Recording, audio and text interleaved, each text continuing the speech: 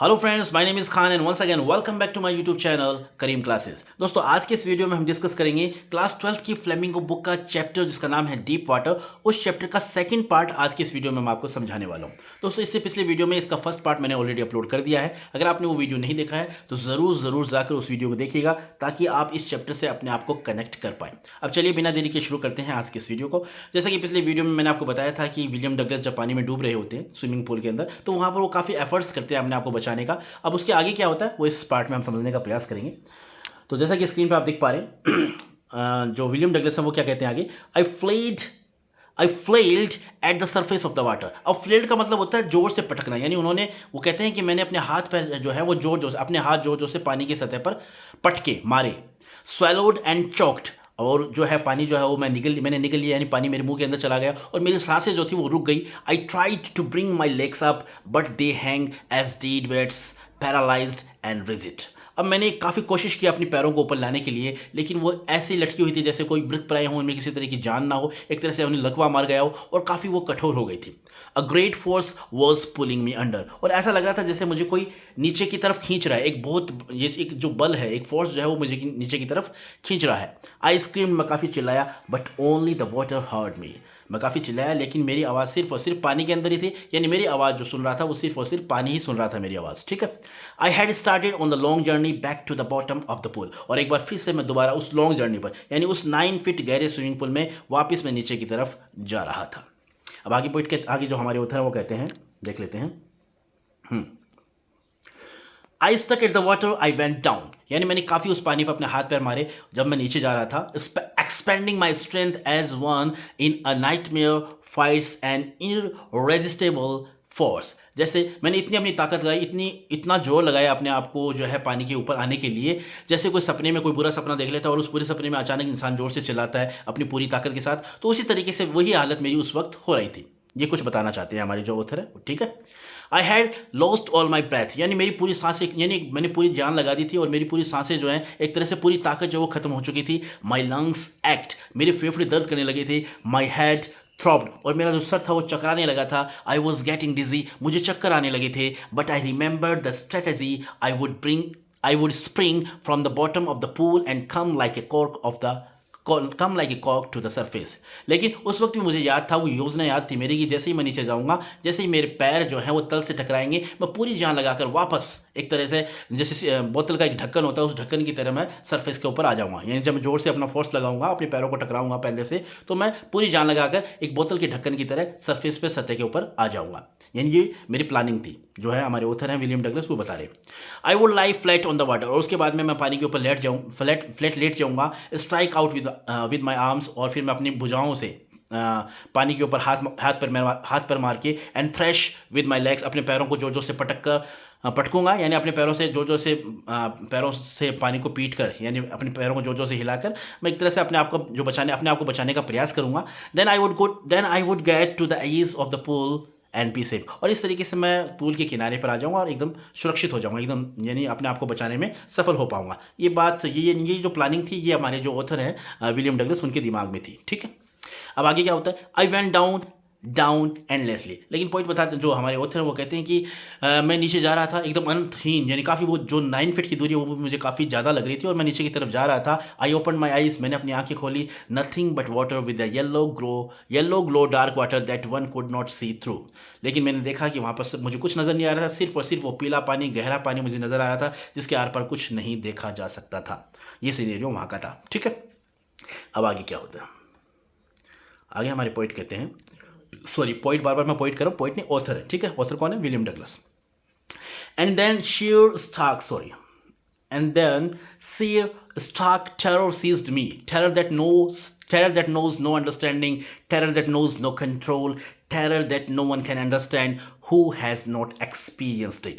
अब यानी एक ऐसे डर ने मुझे जकड़ लिया था, वो डर जिसे ना कोई समझ सकता है, जिसे ना कोई कंट्रोल कर सकता है, ऐसा डर जिसे किसी ने अनुभव ना किया हो, यानी एक ऐसे डर ने मुझे जकड़ लिया था। आई वॉज श्रीकिंग, मैं चीख रहा था अंडर वाटर, पानी के नीचे। I was paralysed under water, stiff freezed with fear, यानी एक तरह से मैं लकवाग्रस्त हो गया था, एकदम मेरे हाथ पैर जो है वो सुन्न हो गए थे उस कठोर पानी के अंदर, डर के मारे मैं इतना डर गया था।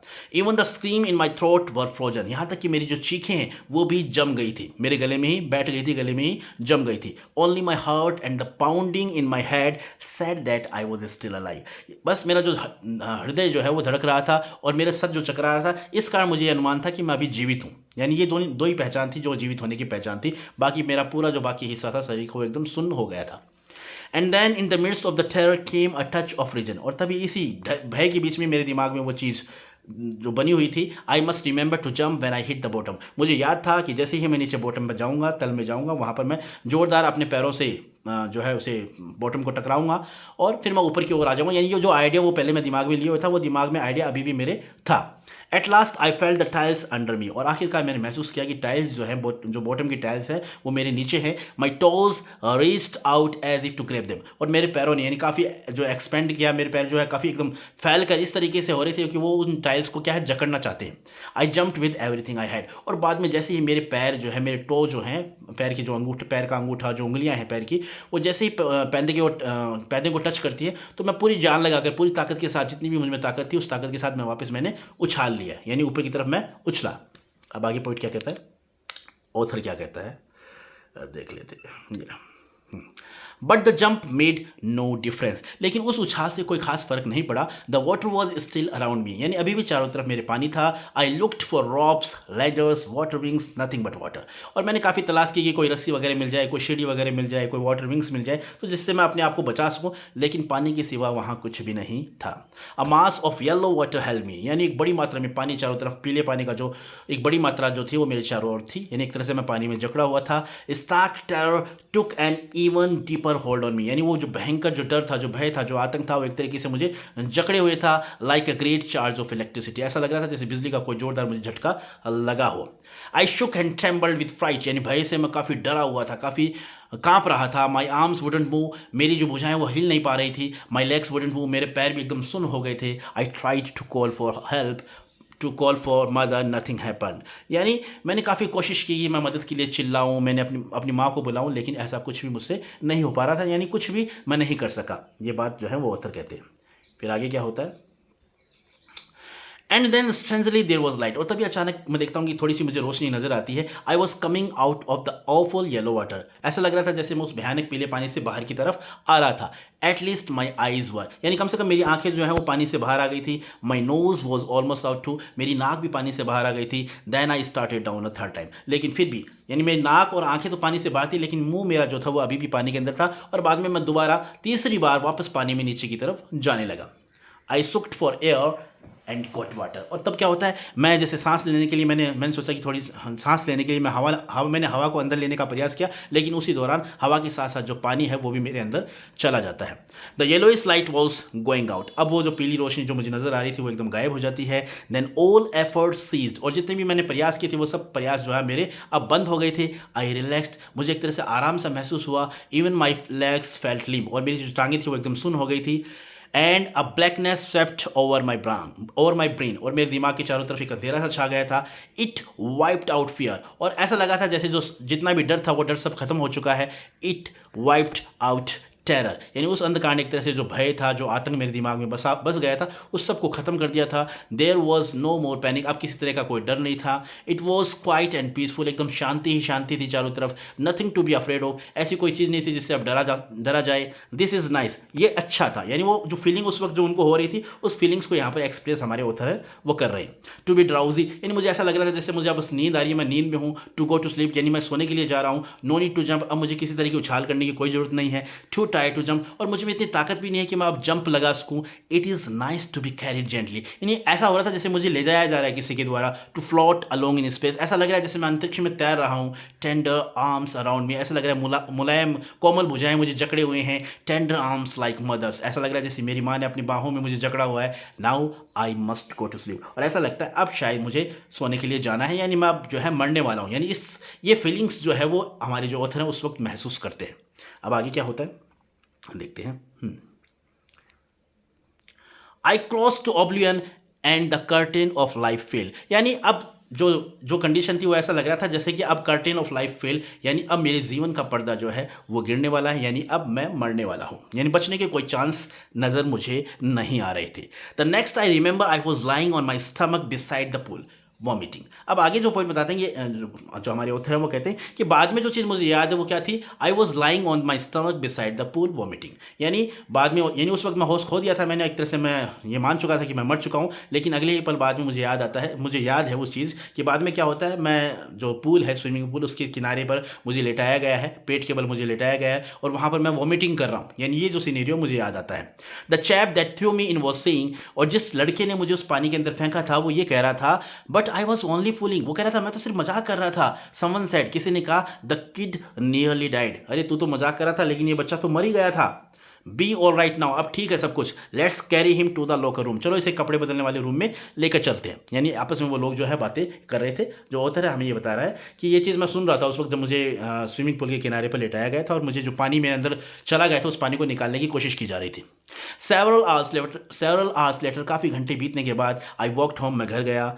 I was weak and trembling, मैं काफ़ी कमज़ोर हो गया था और मैं काफ़ी काँप भी रहा था। आई शुक एंड क्राइड, मैं काफ़ी डरा हुआ था, मैं रो रहा था। व्हेन आई ले ऑन माई बेड, जब मैं बिस्तर पर लेटने के लिए गया। I couldn't eat that night, उस रात मैंने कुछ भी नहीं खाया। 4 days a haunting fair was in my heart, और काफ़ी दिनों तक जो वो डर था, वो डर मेरे दिल के अंदर एकदम बस चुका था, रम चुका था। द स्लाइटेस्ट एक्सर्शन अपसेट मी, और थोड़ी सी भी थकान मुझे क्या अपसेट कर देती थी, उदास कर देती थी, निराश कर देती थी, परेशान कर देती थी। Making me wobbly in the knees and sick to my stomach, और मेरे घुटनों में एक तरह से कंपन पैदा हो जाता था और मुझे उल्टी आने जैसा महसूस होता था। I never went back to the pool, बाद में मैं कभी दोबारा उस पूल के पर नहीं, उस YMCA जो पूल है वहाँ पर नहीं गया। आई फियर्ड वाटर, मुझे पानी से अब डर लगने लगा था। I avoided it whenever I could, और जब भी मुझे मौका मिलता था पानी के पास जाने का तो मैं इस चीज़ को अवॉइड करता था, यानी पानी के पास जाने से मैं बचता था। A few years later when I came to know the waters of Cascades, अब कुछ सालों बाद में क्या होता है, जब मुझे पता चल गया, जो मुझे पता चलता है कैस्केड्स जो हैं, जलप्रपात होते हैं, झरने होते हैं, उनके पानी के बारे में, जब मेरा वहाँ पर जाना हुआ, वहाँ पर उन कैस्केड्स के पास में मेरा जाना हुआ, उनके बारे में मुझे पता चला। I wanted to get into them, तो मैं वहाँ जाना चाहता था, उस पानी में, मैं जो कैस्केड जलप्रपात का, झरनों का जो पानी होता है वहाँ पर मैं जाना चाहता था। And when ever I did, whether I was wedding the Titan और बम्पिंग रिवर। अब आगे वो बताते हैं हमारे ऑथर, वो क्या कहते हैं, वो कहते हैं, and when ever I did whether I was wedding the Titan और बम्पिंग रिवर, यानी जब भी मैं पानी में जाता था, चाहे टाइटन वो बम्पिंग जो रिवर है वहाँ पर, उस पानी में वेडिंग मतलब होता है पानी के अंदर चलना, तो मैं पानी में चलता था, या bathing in warm lake of the Goat Rocks, और गोट रॉक्स की जो वार्म लेक हैं वहाँ पर मैं नहाने का प्रयास करता था। The terror that had seized me in the pool would come back, तो वही डर जो स्विमिंग पूल में था, उस YMCA पूल में जिस डर का मैंने सामना किया था, वो डर एक बार दोबारा मेरे सामने आ जाता था। It would take position of me completely, और पूरी तरीके से, एक तरह से मेरे पूरे दिलो दिमाग पर वो डर वापस छा जाता था। My legs would become paralyse, और एक बार फिर से मेरे जो पैर जो है एकदम पैराग्रस्त, जो लकवाग्रस्त हो जाते थे। Icy horror would grab my heart, और एक तरह से भयंकर डर जो है वो मेरे हृदय पर, मेरे दिल को जकड़ लेता था। This handicap stayed with me as the years roll by, और ये जो बाधा है ना, ये जो डर है ना, काफ़ी सालों मेरे साथ रहा। In canoes on Maine lakes fishing for landlocked salmon, bass fighting in New Hampshire, trout fishing on the Deschutes and Metolius in Oregon, fishing for salmon on the Columbia, at Bumping Lake in the Cascades wherever I went। अब यहाँ पर जो मछलियाँ वगैरह जो है हमारे जो ऑथर वो पकड़ने जाते थे, तो फिशिंग का जो भी वो वहाँ पर काम करना, जैसे सामन हैं, बास हैं, ट्राउट हैं, ये क्या सभी मछलियाँ हैं, तो अलग अलग मछलियों को पकड़ने के लिए अलग अलग वो जगहों के नाम बताए गए, जैसे डेस्यूट्स है, मेटोलिस है, हेम्सफायर है, तो वहाँ पर जो फिशिंग करने के लिए जाते थे, तो ये डर जो था वो उनके साथ जाता था, यानी इस डर से वो जकड़े हुए रहते थे। The haunting fear of water followed me, यानी जो भयंकर जो डर था, जो भूतिया डर जो था, ये जो डर उनके दिमाग में बैठ गया था पानी का, ये हमेशा मेरे साथ रहता था। यानी जहाँ भी, जब भी मैं यहीं पर फिशिंग करने के लिए गया, पानी में कहीं पर भी मैं गया, तो ये डर मेरे साथ रहा। It ruined my fishing trips, और इससे क्या हुआ, यानी जब भी मैं मछलियाँ पकड़ने जाता था, तो जो मज़ा था वहाँ का, उस मज़े को इसने पूरा बर्बाद कर दिया था। मेरी फिशिंग ट्रिप्स को एक तरह से तहस नहस कर दिया था इस डर ने। Deprived me of the Joy of canoeing, boating and swimming, यानी इस डर के कारण ही मैं कनोइंग, यानी छोटी छोटी नाव जो होती हैं उनमें जो तैराकी करते हैं, बोटिंग वालों, ये भी एक तरह से नाव ही होती हैं, और स्विमिंग यानी तैरने का जो काम होता है, तो यानी इन कनोइंग के दौरान, बोटिंग के दौरान, स्विमिंग के दौरान क्या है, जो आनंद मिलता था उस आनंद से मुझे इस डर ने क्या कर दिया था, वंचित कर दिया था। तो इस तरीके से इस चैप्टर में, इस पार्ट के अंदर बताया गया। नेक्स्ट वीडियो में आपके लिए नेक्स्ट पार्ट लेकर आऊँगा, उसमें हम इसे डिटेल में समझने का प्रयास करेंगे। ठीक है, so this is all about the video. I hope you like this video and if you did please give it a like and share with your friends and siblings who are especially in 12th class. Once again, thank you so much for watching this video till the very end. See you soon in next video. Till then, take care of yourself. Keep watching, keep growing, keep learning, keep smiling. Once again, thank you. Have a nice day.